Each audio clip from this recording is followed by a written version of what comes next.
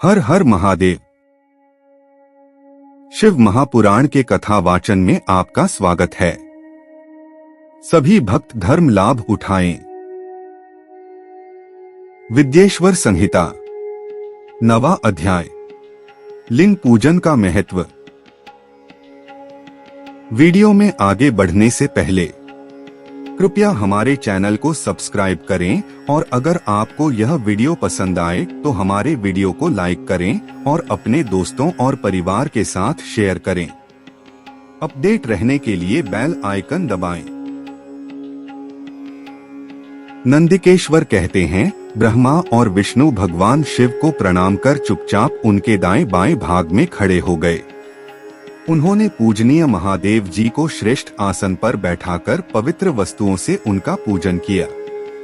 दीर्घकाल तक स्थिर रहने वाली वस्तुओं को पुष्प वस्तु तथा अल्पकाल तक टिकने वाली वस्तुओं को प्राकृत वस्तु कहते हैं। हार, नूपुर, कियूर, किरीट, मणिमय कुंडल, यज्ञोपवीत, उत्तरीय वस्त्र, पुष्पमाला, रेशमी वस्त्र, हार, मुद्रिका, पुष्प, तांबूल, कपूर, चंदन एवं अगरू का अनुलेप, धूप, दीप, श्वेत छत्र, व्यंजन, ध्वजा, चंबर तथा अनेक दिव्य उपहारों द्वारा, जिनका वैभव वाणी और मन की पहुंच से परे था, जो केवल परमात्मा के योग्य थे, उनसे ब्रह्मा और विष्णु ने अपने स्वामी महेश्वर का पूजन किया। इससे प्रसन्न होकर भगवान शिव ने दोनों देवताओं से मुस्कुराकर कहा, पुत्र, आज तुम्हारे द्वारा की गई पूजा से मैं बहुत प्रसन्न हूँ। इसी कारण यह दिन परम पवित्र और महान होगा। यह तिथि शिवरात्रि के नाम से प्रसिद्ध होगी और मुझे परम प्रिय होगी।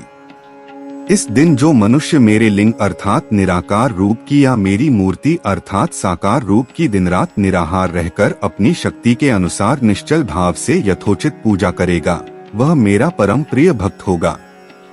पूरे वर्ष भर निरंतर मेरी पूजा करने पर जो फल मिलता है, वह फल शिवरात्रि को मेरा पूजन करके मनुष्य तत्काल प्राप्त कर लेता है। जैसे पूर्ण चंद्रमा का उदय समुद्र की वृद्धि का अवसर है, उसी प्रकार शिवरात्रि की तिथि मेरे धर्म की वृद्धि का समय है। इस तिथि को मेरी स्थापना का मंगलमय उत्सव होना चाहिए। मैं मार्गशीर्ष मास में आर्द्रा नक्षत्र से युक्त पूर्णमासी या प्रतिपदा को ज्योतिर्मय स्तंभ के रूप में प्रकट हुआ था। इस दिन जो भी मनुष्य पार्वती सहित मेरा दर्शन करता है अथवा मेरी मूर्ति या लिंग की झांकी निकालता है, वह मेरे लिए कार्तिकेय से भी अधिक प्रिय है। इस शुभ दिन मेरे दर्शन मात्र से पूरा फल प्राप्त होता है।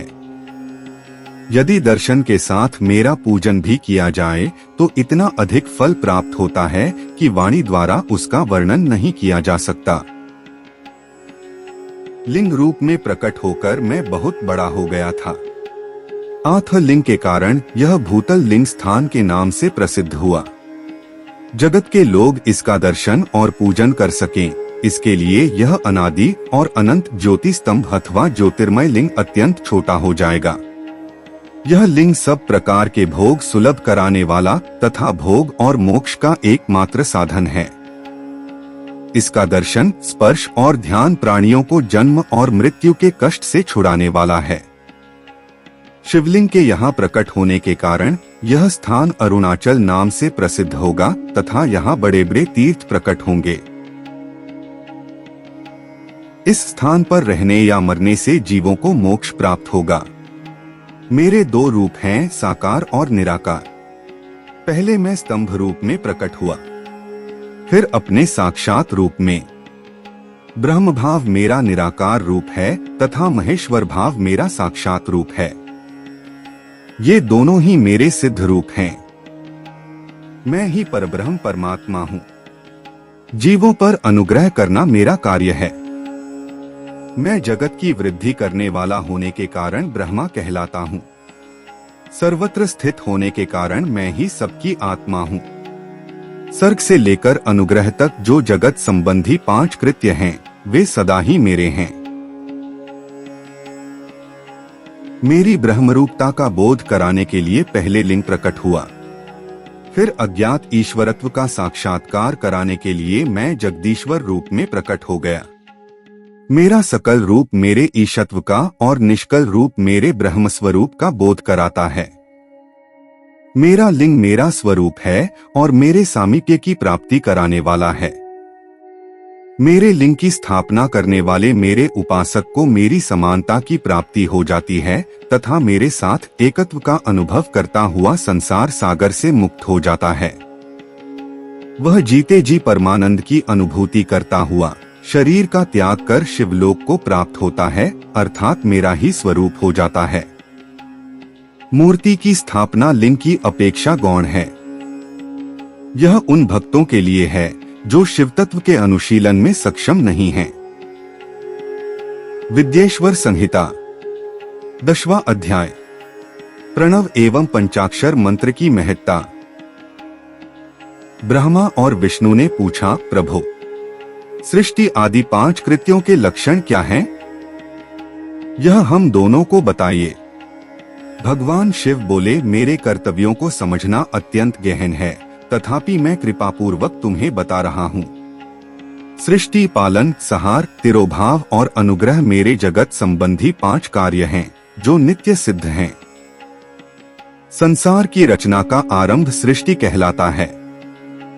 मुझसे पालित होकर सृष्टि का सुस्थिर रहना उसका पालन है। उसका विनाश ही संहार है। प्राणों के उत्क्रमण को तिरोभाव कहते हैं। इन सब से छुटकारा मिल जाना ही मेरा अनुग्रह अर्थात मोक्ष है। ये मेरे 5 कृत्य हैं। सृष्टि आदि 4 कृत्य संसार का विस्तार करने वाले हैं। 5वां कृत्य मोक्ष का है। मेरे भक्तजन इन 5 कार्यों को 5 भूतों में देखते हैं।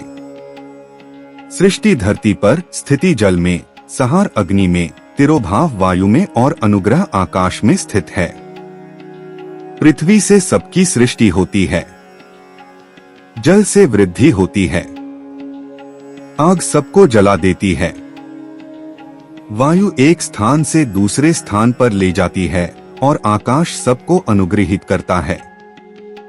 इन 5 कृत्यों का भार वहन करने के लिए ही मेरे 5 मुख हैं। 4 दिशाओं में 4 मुख और इनके बीच में 5वां मुख है। पुत्रों, तुम दोनों ने मुझे तपस्या से प्रसन्न कर सृष्टि और पालन 2 कार्य प्राप्त किए हैं। इसी प्रकार मेरी विभूति स्वरूप रुद्र और महेश्वर ने संहार और तिरोभाव कार्य मुझसे प्राप्त किए हैं, परंतु मोक्ष में स्वयं प्रदान करता हूँ। मैंने पूर्व काल में अपने स्वरूप भूत मंत्र का उपदेश किया है जो ओंकार रूप में प्रसिद्ध है। यह मंगलकारी मंत्र है। सर्वप्रथम मेरे मुख से ओंकार प्रकट हुआ जो मेरे स्वरूप का बोध कराता है। इसका स्मरण निरंतर करने से मेरा ही सदा स्मरण होता है। मेरे उत्तरवर्ती मुख से अकार का, पश्चिम मुख से उकार का, दक्षिण मुख से मकार का, पूर्ववर्ती मुख से बिंदु का तथा मध्यवर्ती मुख से नाद का प्रकटीकरण हुआ है। इस प्रकार इन 5 अवयवों से ओंकार का विस्तार हुआ है। इन 5 अवयवों के एकाकार होने पर प्रणव नामक अक्षर उत्पन्न हुआ। जगत में उत्पन्न सभी स्त्री पुरुष इस प्रणव मंत्र में व्याप्त हैं। यह मंत्र शिव शक्ति दोनों का बोधक है। इसी से पंचाक्षर मंत्र नमः शिवाय की उत्पत्ति हुई है। यह मेरे साकार रूप का बोधक है। इस पंचाक्षर मंत्र से मातृका वर्ण प्रकट हुए हैं जो 5 भेद वाले हैं। इसी से शिरोमंत्र सहित त्रिपदा गायत्री का प्राकट्य हुआ है। इस गायत्री से संपूर्ण वेद प्रकट हुए और उन वेदों से करोड़ों मंत्र निकले हैं। उन मंत्रों से विभिन्न कार्यों की सिद्धि होती है। इस पंचाक्षर प्रणव मंत्र से सभी मनोरथ पूर्ण होते हैं। इस मंत्र से भोग और मोक्ष दोनों प्राप्त होते हैं।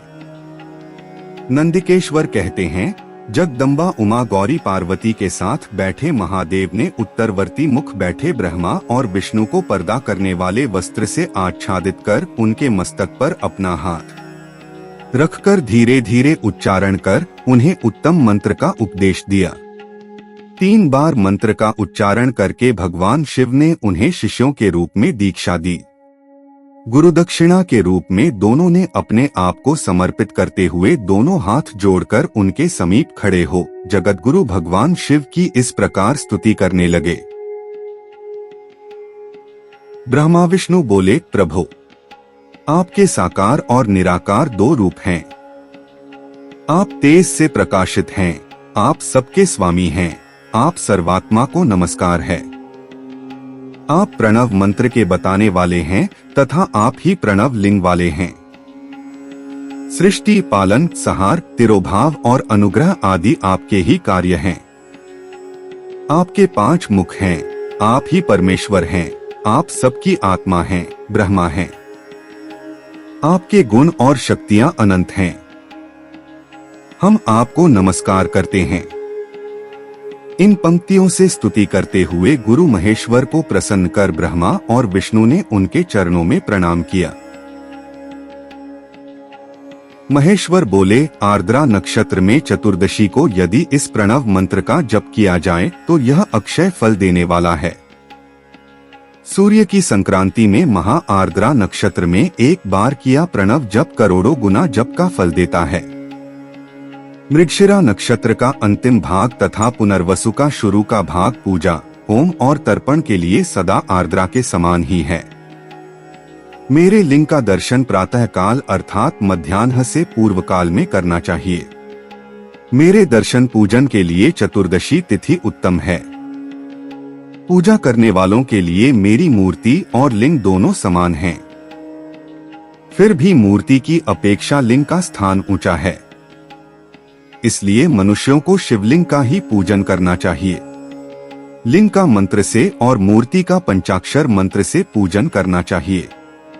शिवलिंग की स्वयं स्थापना करके या दूसरों से स्थापना करवाकर उत्तम द्रव्यों से पूजा करने से मेरा पद सुलभ होता है। इस प्रकार दोनों शिष्यों को उपदेश देकर भगवान शिव अंतर्धान हो गए।